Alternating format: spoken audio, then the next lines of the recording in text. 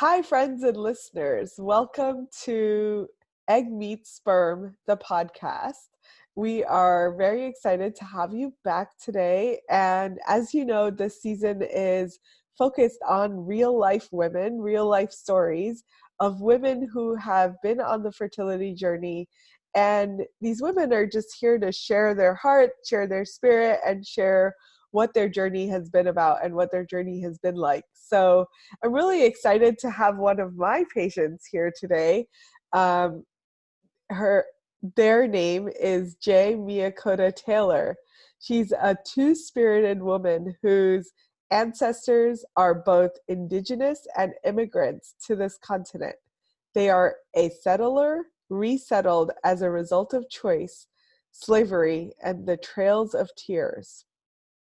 They were born and raised on Lenni Lenape territory. I hope I said that right.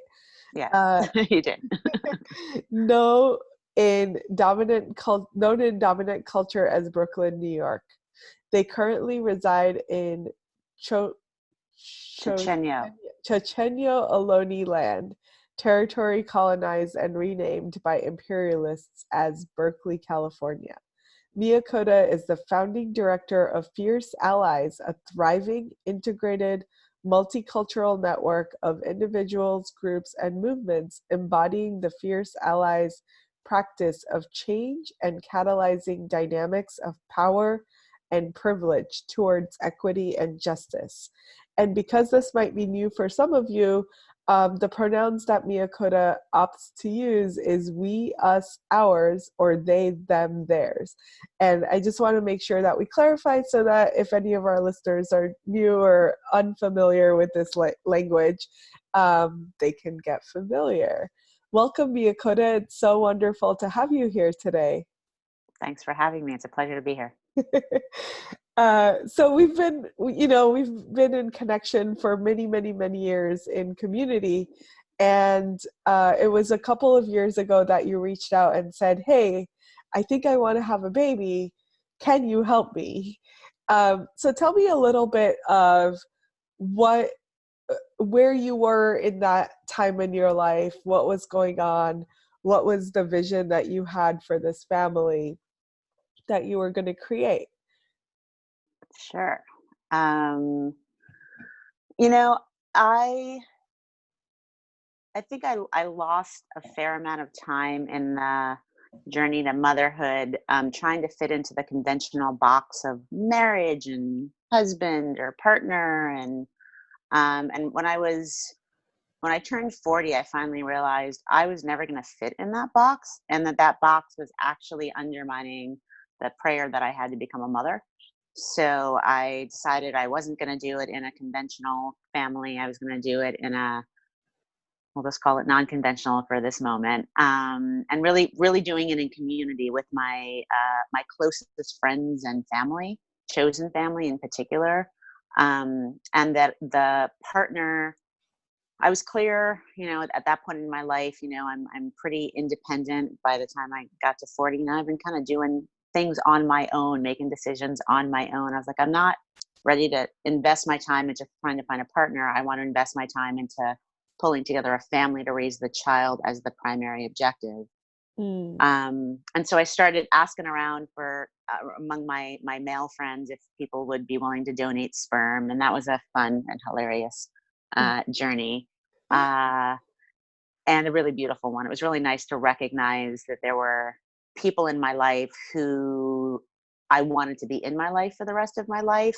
And again, not as a husband or anything like that. It was just your family. And so, can we just up the stakes of this and create a child together? But I was also very clear I didn't want to co-parent. I wanted to raise a kid. I was going to take all the responsibility. And then they could be as involved as they wanted to be. Mm-hmm. And my hope was that would be plenty, and that would vary based on where they were in their lives.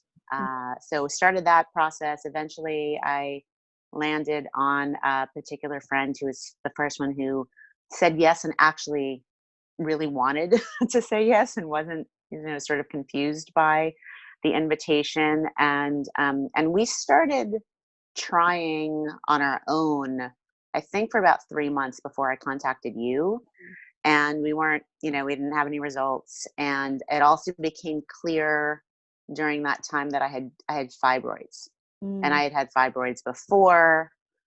So, so I reached out to you and was just, wanting to increase my fertility in general, but also, and really using a holistic approach, despite the fact that I'm the daughter of a doctor. I tend towards all things holistic. Believe a lot in food and nutrition as the source of health.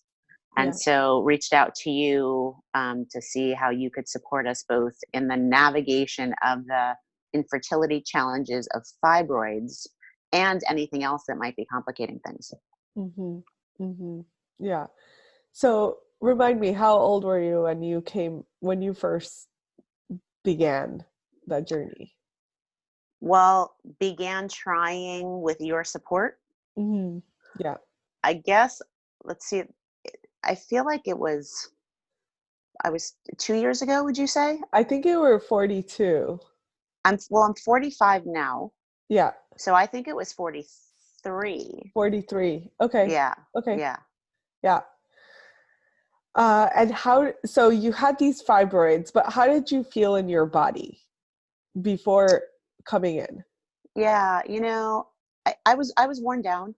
Yeah. I generally have a pretty healthy lifestyle, but I also run my own company, and I had spent the last couple of years trying to build the company in a way that would allow me to generate passive income, and really kind of cranked myself into exhaustion. And so by the time I got to you, I was pretty depleted from all of that, despite having a lot of really healthy habits. Like, I meditate every day, I exercise almost every day, I eat all organic. Um, but I think that there's a tandem relationship between fibroids and stress. I Mhm. know that stress creates fibroids, but I think fibroids also exhaust your system. So I think that Yeah. was also pulling a lot. I mean, I was hemorrhaging every month. Right. So Yeah. it certainly took a toll on me. Yeah. And your periods were like 10 or 12 days long at that Yeah. point. It was Yeah. They're it pretty was pretty insane. unreasonable. Yeah. Yeah. Yeah. And then at the time, what did you know about your fertility? So, had you had any other interactions with doctors, or maybe you had some intuition of like, hey, I'm going to need some support with this? Or was it just like, you know, you were reaching out more from the perspective of, let me just do anything that I can? Well, I feel like I'm a pretty informed consumer of health and well-being. So I had already done a lot of research. I was already tracking my cycles regularly. I had done a lot of research around like foods and supplements that I should be taking. I don't know if you remember, but there was a whole bunch of supplements that I was taking that you were like, "Oh, you should be taking those." I'm like, "I take those," and you're like, "Oh, okay." Wasn't necessarily taking the best brands of them because I didn't know that part of it. But Yeah, I felt relative to the average person pretty advanced in terms of totally. what I was doing. Yeah, and you came in with like a super healthy diet. You came in with, I think you were on quite a lot of supplements and herbs. You had an acupuncturist, I feel like probably well before you came in to see I've me. been working with an acupuncturist for like well over a decade. So Yeah. yes, and Yeah. I'm seeing them every week just as self-maintenance. Right. And they Yeah. knew that this was part of my prayer. So that, they had already been trying to perk things up a little bit. Yeah. Yeah. Yeah. So you definitely were like so far ahead of the curve. And yet there was the things that I was like, oh yeah, we should definitely work on these things before Yeah, we give you the go ahead to go ahead and start trying. right. Yeah. So what was your journey to motherhood like? What has it been like? I know we definitely had some trials and tribulations along the way, but Yeah. I mean, describe just to the best of your ability what you remember. yeah. I mean, the big milestones were um the fibroids. And so August of last year. So how far into so that was a year plus into the journey with Yeah, you. yeah. Well, actually, there was a milestone before that. The partner that I was trying to get pregnant with, it became very clear, as much as he wanted to be on this journey with me, was not ready. Yeah. So that was also, taking energetically, I could feel the disconnect of that. And so that was really taxing and sad and painful and all those things. And so had to let that go and regroup from that, and then I realized as I'm regrouping from that, I might as well get the fibroids out since I'm in a bit of a pause. So last summer I had 56 fibroids removed, Mm. which was more than any of us expected. We didn't know there were that many. There were lots of little ones hidden by the bigger ones. So Yeah. I was in 3 months of recovery from that. Yeah. Um, and so those, I guess, were the big obstacles. And then during that time period, I found another sperm donor who was just easy. Yeah. Um, yeah, so that just I feel like I did a lot of work with that initial partner, just around just a lot of healing work. Yeah. So I feel like it cleared the vessel in a lot of ways. And then the fibroid was another clearing of the vessel. And then I got to the other side, and there was this, beautiful friend of mine who was just easy and simple. And so then I decided at that point to do IVF only because, I'm 40. At that point, I was 44. I felt like I had already lost a lot of time. I really had named this prayer when I was 40. So at this point, it's like 4 years in. I'm 45, clearly not getting any younger. And I knew that IVF would significantly increase my odds, Mhm. but I also didn't. In hindsight, I'm not sure that I needed the support of IVF, considering I had the support of you. Mm. Because I think once the fibroids were clear and, they checked and looked at my uterus and I had no scar tissue and then, I'm sure we'll get to the point of how well I did with IVF. In hindsight, I'm like, man, I don't think I needed their support. So should I continue to share into Yeah. those pieces? Yeah. Whatever you like to share. Yeah. Yeah. So then we started IVF, and they tell you I guess they start telling you this when you're 35, but at 45, they had no qualms looking me in the eye and telling me that I was participating in geriatric fertility, which I found hilarious. And I was like, okay, if that's the term you want to use. Yeah. And I have to say, like, so much of the interactions with them and even with my OBGYN, as supportive as they all were, they were not really encouraging. They were more like giving me all the dire statistics. Mhm. Um, and you were the exact opposite of that. Mm. You were just like, so what do you want to do? Well, when do you want to do it? Well, how do you want to do it? Okay, let's do that. And it was never like, oh, that's going to be hard, or I don't know if that's possible. And that's what I was getting on the other side. So it was really helpful. I had a similar approach to it as you. Like, I was like, this can happen. I'm going to do this. Yeah. But it was nice to have a medical professional who was also encouraging that, in contrast to all the limiting belief systems of the IVF facility. So anyway, so I went in there and they told me at my age of 45, the chances of me getting pregnant were like, I don't know, something like 6% or less, or something awful. Mhm. Uh, that it's considered outstanding results if your body produces 5 eggs. Usually only half survive the extraction process. Usually only half get fertilized. And this is all considered really good results. Mhm. And then you're looking at how healthy are those eggs? Are they splitting? And so I guess for a lot of women, they have to go through the extraction process several times to get some viable eggs that are worth the process. But thanks to all the work I think I was doing with you, they pulled 20 eggs out of me. 17 survived the extraction. 14 got fertilized, and they all looked awesome. Mhm. Uh, Yeah. for some reason, they still wanted to treat me like I was a geriatric patient, and decided, instead of just putting in one great looking egg, they put in 8. Really? Which was so frightening. I was Oh. like, I'm not trying to have a basketball team. I just want a child. Right. I mean, I am doing this in community, but I'm really doing this alone. Like, Right. and what was clear to me is the IVF company, their commitment was getting me pregnant. 1 or 2 is the same result for them. Mm-hmm. They're like, as long as you get pregnant, we're good. We did our job. Yeah. 1 or 2, your quality of life after that, that's not part of our care or responsibility. So I had my beautiful chosen family that's been supporting me through this, holding a very vocal and consistent one baby prayer, saying it out loud. The kids, every time they see me, one baby, Mia Kota, one baby. And so I was like, you just keep that mantra going. And sure enough, I have one baby. I'm 19 weeks in. And it's been pretty easy relative to what I hear it can be. I didn't have any nausea. Part of me thinks it's because all my healthy lifestyle stuff, I didn't have a lot to purge. But I also think I was so prepared from what you did and all the things you had me doing that my body was more than prepared. Mm-hmm. And I'm huge. People think I'm like 7 or 8 months in. Wow. Which makes me a little scared of how big it's going to be when I get to 40 Yeah. weeks.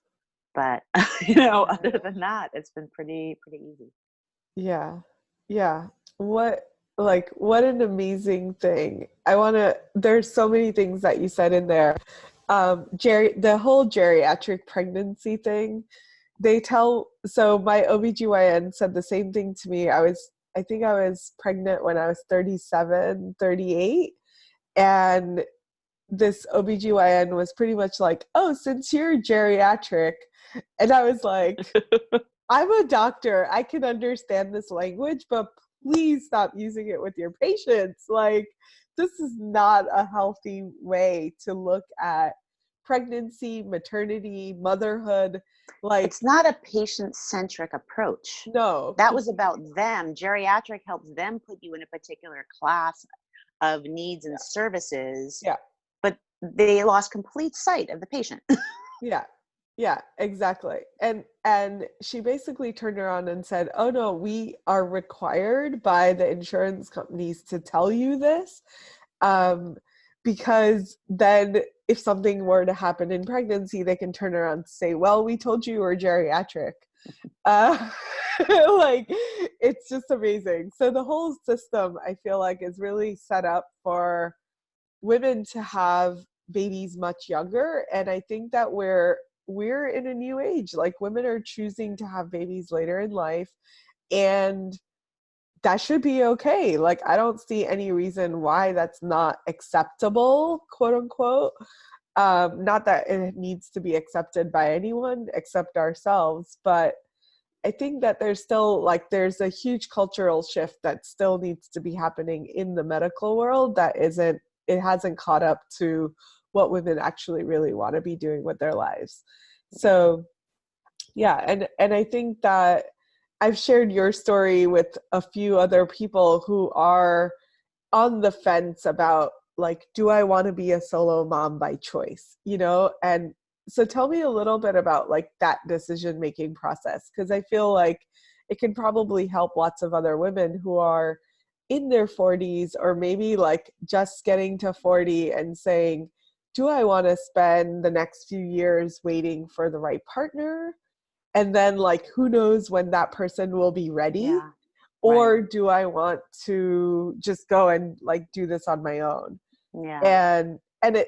I imagine that decision is different for everyone, but Sure. I'm curious for you a little bit more. What was your process like, and how did you get to that final decision of, like, yeah, I'm just gonna do this? Yeah. I mean, I think I'm grateful to have an opportunity to share about that, because I wish I had heard more stories like mine. I think it would have given me more permission Yeah. to pursue it. And really, I think the short of it is,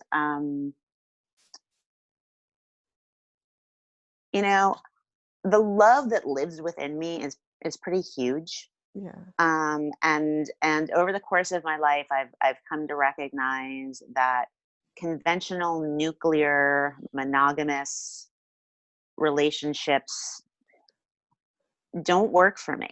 I have too big, my love is too big and my needs are too big to expect Mm. any one being to meet all of that. Yeah. And the funny anecdote that goes with this is I remember when I turned 40 and I shared this with my dad, I said, I really want to have a kid.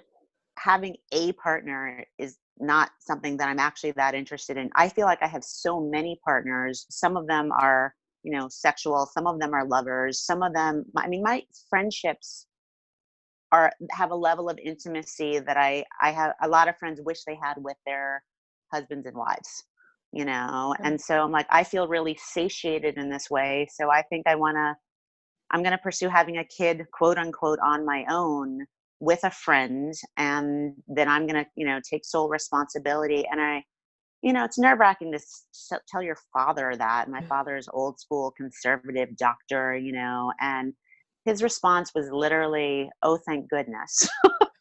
um, I knew you were never going to fit in the box of like, single family home with 2 dogs and 2 cars. And that when you were pursuing that, I was always like, oh, that's not going to work for my baby. And Mm, so to hear you do this other thing, you do alternative things that really force you to be present. That's where you're at your best. yeah. So this is great. I fully support it. And then that gave me an extra boost of confidence to do it. And then, and it still felt like swimming upstream. I mean, explaining it to people. I think the combination of pursuing single motherhood, doing it at my age, um, everybody has they have so much fear. And so that gets projected onto me. So navigating that, and, I think part of it, like I think about how many women, when they get pregnant, like they don't, or they're even trying, they don't tell anybody, or they just Yeah. tell their like closest friends and their mom, Yeah. and I'm like, I'm in my 40s. I need to tell everybody so that everybody is like holding this prayer. I didn't tell people who I felt were like toxic, Mm, but, it's worth also noting, like last year in March, after the collaboration, the partnership with the initial person I was working with, mm, sort of fell apart. Like my friends upped the ante, and they were like, "You don't need even that level of partnership. You have us." And then that inspired me to want to have a commitment ceremony with my closest friends. And, mhm. you know, that kind of thing can sound kind of woo woo to people, but there was something about sitting with my closest friends that we all have close friends who we, in our hearts, know and hope are probably going to be in our lives the rest of our lives. So why not take that moment to look each other in the eyes and have a ceremonial moment where you say, you know what? I want to I want to live my life with you as a big part of it. And I Mm. want you to be a big influence on my children, and I want to be a big influence on yours, and then to have the children be there and have them have consent and join in. So it was my 15 closest friends, their partners, husbands, wives, and their children, and it was like the most fun, and it just cleared any doubts about whether those people were really going to be there. And and again, those relationships could fall apart, as relationships do. It's not that there's no contract here, but Right. that heart commitment, and to know that with them and with others that can be created.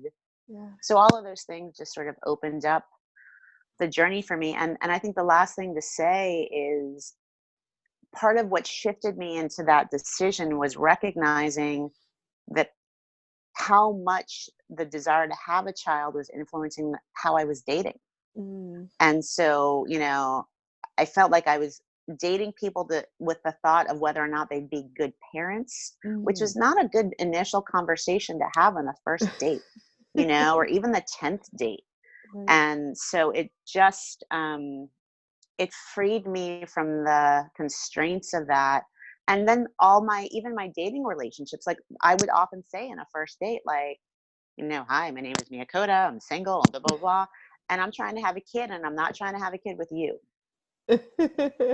And it was amazing to watch people like have to move through the disorientation, especially men, because I feel like a lot of women my age are almost like attacking them. Right, right. And that's just no fun for them. And they were like kind of confused, ultimately really relieved, and Yeah. interestingly so, kind of wanted to see if they could still be the one to impregnate me, because all of a sudden their behavior, they were trying to impress me. They Right. weren't used to me to having a person not want them in that Mhm. role, and all of a sudden they wanted to be in the role. So it was just positive on all fronts. Yeah. Yeah. Wow, it was so amazing and so inspiring, honestly. Like your journey has just been so out of the box in a Mm, way that is like, life could be this way. Why mm, not? Like, why do you need to choose the conventional if that's not what you want? yeah. Um, so yeah, it's been really beautiful to just watch you going through all of these different processes, and coming out with this, like, of course, you have always been the embodiment of like strong, powerful, fierce woman. Mm, And like I've had the privilege really to like be involved and watching it even closer, that like you're just so inspiring to me. thank you. And like I'm glad that you're here today so that you can share this with other women, because I feel like you would be an inspiration to so many women. um were there any moments where you thought, maybe you like paused and said, is this really the choice that I'm making? Is this really what I'm choosing? Or do I want to like revert and go back? Like, like the moments when we're faced with fear and it hits us and we say, oh shit, I'm going to run the other direction. Mm. Um, and yeah, so I'm curious, if what was your relationship through that, like when either the conventional world was coming at you with like the fear paradigm, or even in your own life when like with that initial partner, when things kind of fell apart, was there a moment where you were like, oh crap, maybe I chose the wrong thing? Can I come back to that question in a Sure. second? Yeah. And I'll ask you to remind me, because I think it's a really good question. And I just want to go back to the piece about, we were saying, I can be or am an inspiration to a lot of women. And I kind of feel like I want to drop into the pronoun piece, Mm, because that feels like a really important part of the fullness of this prayer for yeah. me. Yeah. Um, you know, I don't take non-convention lightly. I don't do it for the sake of just being difficult Yeah. or, resistant, to normative things. It's a very conscious and thoughtful. I kind of I guess it feels a bit like an act of resistance, but it's really an act of affirmation. Hmm. I feel like so many things are imposed upon us about who we are, who we can be, how we can do things. That again, I didn't have enough strength to actually be like, those are limiting beliefs. They may work for some people, but they are limiting me. And that I have the right and the responsibility to cultivate the dignity necessary to define life on my own terms. And I think that, part of, my partner, the current, we call him Patata. We were like, should we call you father like Papa, or should we call you uncle like Tata? Um, and we've decided on Patata, which in his own declaration, he says it sounds kind of like a potato, and everybody likes potatoes. So, we look forward to having kids say, Patata's coming over. You're going to go hang out with Patata. Anyway, Patata is queer and, gender nonconforming. And in my experience, and I have a lot of, different exposures to kind of two-spirit community, and as someone who's, both queer and gender nonconforming, there's I just think there's a medicine in not limiting ourselves to the dichotomous viewpoints, that are so entrenched in the idea of parenthood, mother, father, married, not married. Like they're so like you're in or you're out. kind Mhm. of thing. And, as I shared with you in the top of the call before we got on the podcast, when you asked me if I know the gender, I don't know the gender. I don't want to know the gender. And I'm Mhm. clear the child will determine the gender that Mhm. they identify themselves as. Mhm. Because I personally think that these dichotomous ways that we look at ourselves and each other, um, I think they foster harm. Mhm. Because again, you're either this or that. You're in, you're out. You're black, you're white. And you're part of the problem or you're part of the solution. And I think part of the solution is to create more of these spectrums of Mhm. how things can be done and who we are and how we interact, and interrupt the assumptions that go with, I look at you and I see your long hair and I think I know who you are or how you Mhm. identify or what's important to you. And it feels really important to me to be raising a child in a context that from jump has people say, you know what, you don't know me at all. Get to know me, and to force that rethinking within the whole change family. And that's a big part of the reason I claim the pronouns that I do. And I don't subscribe to sort of the male female divide of that, because I, even in this story, and I embrace the term mother,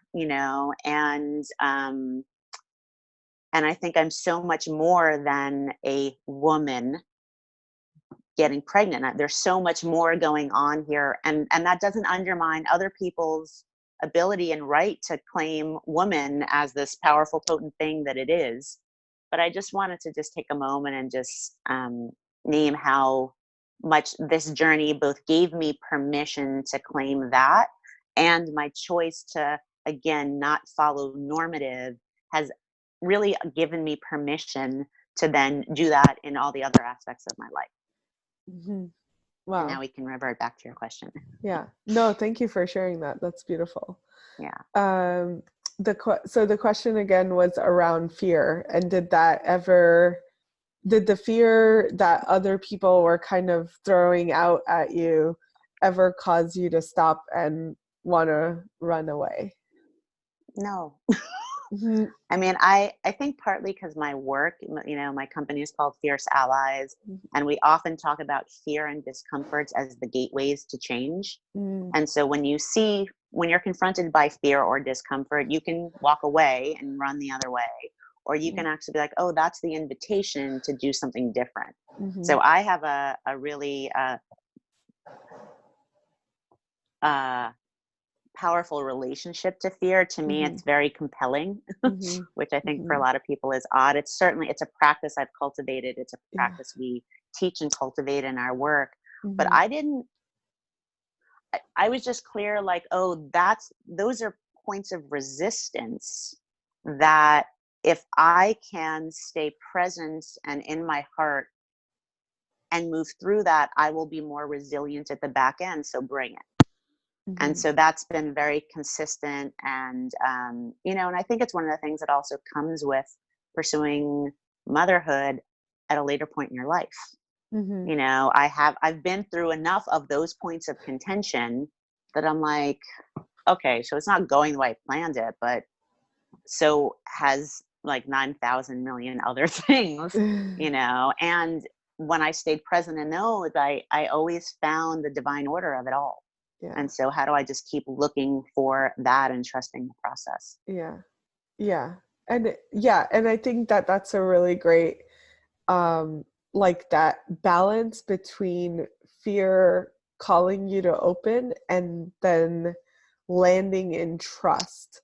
So has there been anything that you've done to cultivate trust that you're on your path, or trust in the higher universal order or whatever it is that you believe in? Like, has there been anything that helps support and kind of strengthen that trust? I mean, obviously lots of little things, but I think the ones that are most important are generally not outside of me. Hmm. Obviously there was the moment with my dad where I was Hmm. like, oh wow, well, if dad says this is cool, then I'm in. Hmm. So it was nice to have those moments, both with family and friends that affirmed my prayer. And those are important. They build the confidence. Yeah.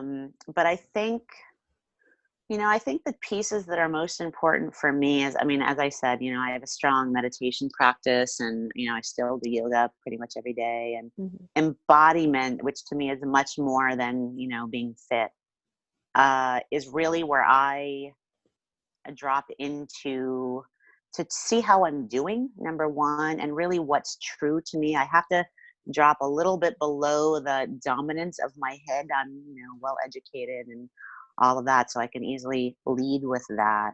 But Mm-hmm. I just kind of drop into my body and feel sensations, and I'm constantly asking them, what are you trying to tell me? Mm-hmm. And again, I've developed, similar to my relationship with fear, a relationship with discomfort. I think for a lot of people, they are so uncomfortable with sensations that anything that's uncomfortable is considered pain. Mm-hmm. And I don't pain is barely in my vocabulary anymore, because I just find sensations interesting. I was like, oh, that what people might call pain, I just call that's heat or Yeah. tightness, Uh-huh. but I have like a more intimate vocabulary and relationship to it. And I'm very clear. I have a very strong spiritual practice as Yeah. well. And I believe everything happens for a reason, and I was never attached to the idea of becoming a mother. Mm-hmm. If it wasn't meant to be, it wasn't meant to be. Mm-hmm. With that partner, the last partner, if that relationship wasn't going to work, it wasn't going to work. I was clear I was going to get the healing I needed out of it, because I'm Mm-hmm. clear there was a reason we were brought into each other's lives. Mm-hmm. But I was never attached to it having to go my way. Mm-hmm. Um, and then I think part of cultivating trust for me is also about cultivating faith. And for me, faith is kind of having trust in something that you can't measure or hold on to, or Mm-hmm. and so for me, that's spending a lot of time at my altar, and Yeah. just holding the prayer, and also speaking the prayer out loud to Mm-hmm. other people. I think Mm-hmm. that's I'm thinking out loud as I'm speaking to you, but I don't know that I could have done all of this. I don't know that I would not have been pulled under by fear if Mm-hmm. I hadn't spoken it out loud to lots and lots of people. Yeah. It made it real in a way that it was almost like this child already had a life, Yeah. and who was I to, drop out of the plan? Mm-hmm. This prayer was alive, and other Yeah. people were invested in it. Right. And so even if I had little moments of like, I'm tired or I'm scared, it was like, so people get tired and scared, get a good night's Mm-hmm. sleep and get back on the horse, kind of thing, Right. and also look for what is that fear here to teach you, that will allow you to both be stronger in a resilient sort of way, but Mm-hmm. also more tender, because I'm assuming that's going to be part of parenting. Yeah. Yeah. you know Absolutely. Yeah. yeah. Yeah. So I think that what I hear you saying is that, like, having that sense of faith and faith and trust, and really like sharing that prayer that you had with other people made it more alive, and like supported, I feel like, energetically. But your community has been really like a rock through all of this. Yeah. So like cultivating that. And I think that fertility is so interesting, because so many people, so many women especially, going through this struggle, end up isolating and kind of like turning it in on themselves, um, because of shame or guilt or whatever, like various emotions that come up through the process. But I'm almost hearing that it might be beneficial to explore this, like opening up and allowing other people to share that prayer with you, if prayer is not your word, you can choose some other word. But whatever that is for you, to share it and have other people hold space for you so that you can cultivate the strength and courage and like move through all of the things that really the fertility journey calls up for people. Yeah. I would agree with that 100%. You know, it kind of blows my mind. I get it because of how our society judges people, and female bodied people in particular, and how much of our purpose is almost wrapped up with our ability to produce children. And you know, and all of that. But I can't imagine going through this journey, including all the possible landmines of it, without knowing that I could turn to a wide swath of people and have them cry just as hard, you know, and be, I mean, I'll just share, I think I did share this with you. At about 12 weeks, I had a frightening hemorrhaging episode. And for everyone to know, it was fine. I had developed what's called a subchorionic hematoma, which is a clot that's located on the outside of the uterus and outside of the placenta, and it had started to drain. And in the draining process, chunks of it were dropping out of me. So I had a very frightening moment where I literally started hemorrhaging, and chunks were just dropping out of me. And of course, I thought that was the baby and whatever. And I remember, you know, as I was navigating, literally sitting on the toilet, like calling my doctor and texting my friends. I don't have any friends that live within 5 minutes of me, but somehow like 2 people were at my house within 5 minutes. I was still on the toilet. There were people rushing through the door, and, you know, and then when I went to the emergency room, 2 other friends were there. And so there were 4 people, and it was amazing to watch the emergency room, particularly the security guards, who were like, who are all these people? You know, and I was like, I roll deep, and this is not my child, this is our child, you know. And of course they only let one person in the back with you, so my 3 friends were in the front, and then they confirmed the baby was totally fine, and they showed me, you know, they did an ultrasound, and I had a picture, so I was behind the glass wall, and I like knocked for the security guard to go get my friends, and he got them, and they all came over to the door, and I slapped the picture of the baby up on the window, and everybody just burst into tears, you know. And the security guards said, they're like, whatever you're doing, like, everybody should come to the ER wrapped in this much love and care, you know. Like, and every doctor's appointment I go to, somebody different comes with me. Kids come with me to these appointments, and they sit there and they look at the ultrasound and they say, look at our baby in Mia Kota's belly. And like, to feel that level of investment from various ages and everybody, like, it's just, there's nothing to be afraid of. You know, like, even if it goes bad, I'm just going to be held in love, you know. And, you know, and I think the last thing to say, like, even now as I'm starting to make preparations for my will and what happens if, you know, something happens to me, and, you know, as odd as this is to say, you know, I'm pretty clear this kid will probably be better taken care of if something happens to me than if I'm here, you know. And like, what a gem that is, to be like, okay, so worst case scenario, you get better taken care of, because it'll be like the web will become even more tightly wrapped around you. And I think that's what comes with exposing your vulnerabilities and inviting people to participate and expose their own.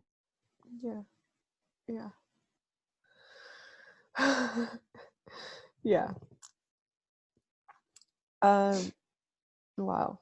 It's, this has been, I'm kind of speechless, because it is like your vulnerability and being able to share that with other people so openly has really like drawn all of this power and love and support. And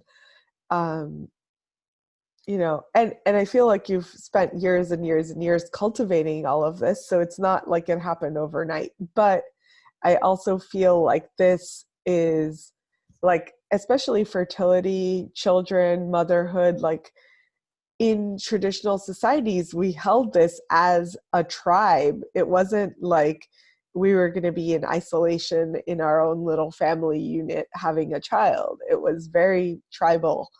And like watching your journey has reminded me so much of what that is like.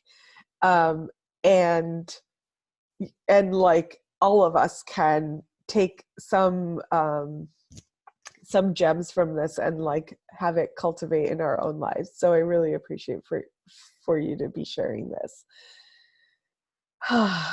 um, just as we come to a close here, were there any was there anything in particular that really supported you through our work together, that you felt like was like the thing? Um, and is there any advice that you would share with other sisters who are on this path to motherhood? Again, before I answer those two questions, can I just add another piece Sure. that feels Yeah. important? Yeah. I feel like I just want to name my trauma history. Mm-hmm. You know, I think that it's another piece of this journey that I imagine without it being named in this space, people would assume, oh, well, you're one of those people who hasn't had a rough go at getting to this Yeah. place, you know, Hardly. and exactly. And so, you know, I just want to acknowledge that I'm the survivor of multiple rapes, um, you know, by people I knew.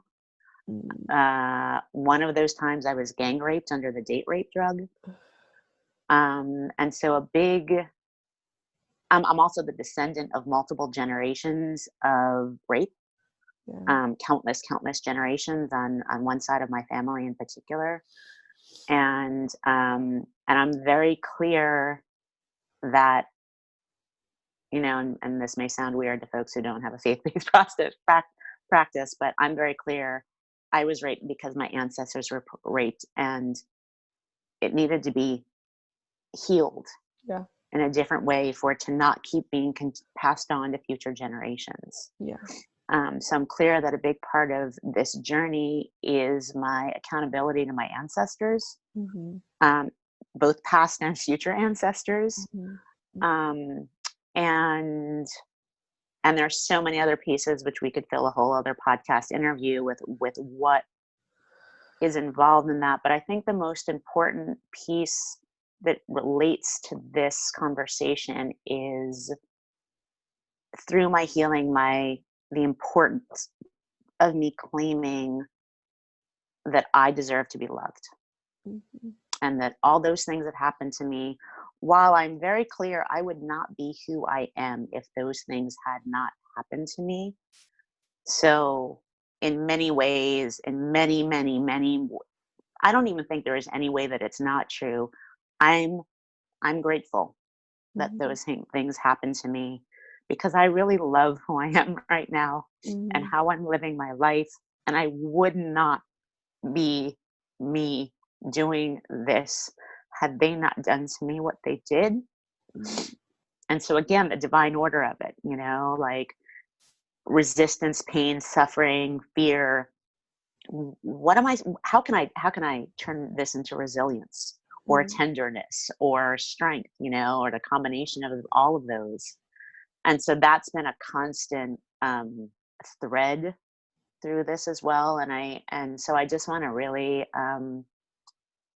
encourage people who are survivors of sexual abuse uh, to recognize that the vulnerability that comes with pregnancy is an invitation, you know. And for me, it's reclaiming my womb's ability to be used for what it was designed for, Mm-hmm. um, and to reap the benefit of that requires the vulnerability of all the pieces that I've shared and so many other pieces. So just wanting to keep that prayer alive, and in a lot of ways dedicate, you know, the work that I've done and really the life of this child to other survivors. Mm.